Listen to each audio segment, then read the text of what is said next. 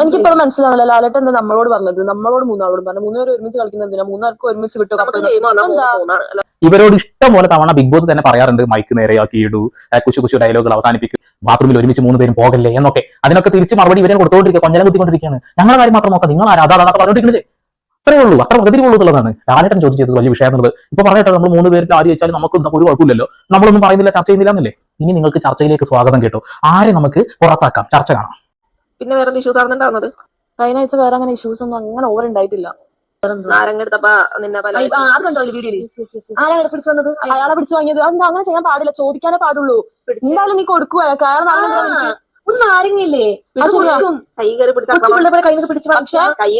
അക്രമം കാണിക്കേണ്ട കാര്യമില്ല, ചോദിച്ചു വാക്ക് തർക്കം ആവാല്ലാതെ മേത്തോട്ടുള്ള ഒരു കളിന്റെ ആവശ്യമില്ലല്ലോ. അതെ അതെ അതെ, അവിടെ ഒരു വുമൺ കാർഡ് അതിൽ ഇട്ട് കൊടുക്കുന്നുണ്ട്, അനിമോളെ ഇത് പിടിച്ചോ അടിപൊളിയാണ് 100% പറയുന്നുണ്ട്. ബിഗ് ബോസ് ഇതുവരെ വിളിപ്പിച്ചിട്ട് ഈ ഒരു കാര്യം ചോദിച്ചിട്ട് പോലും കേട്ടോ. നിങ്ങൾ 3 പേരും ഒരുമിച്ചിട്ടല്ലല്ലോ കളിക്കേണ്ടത്.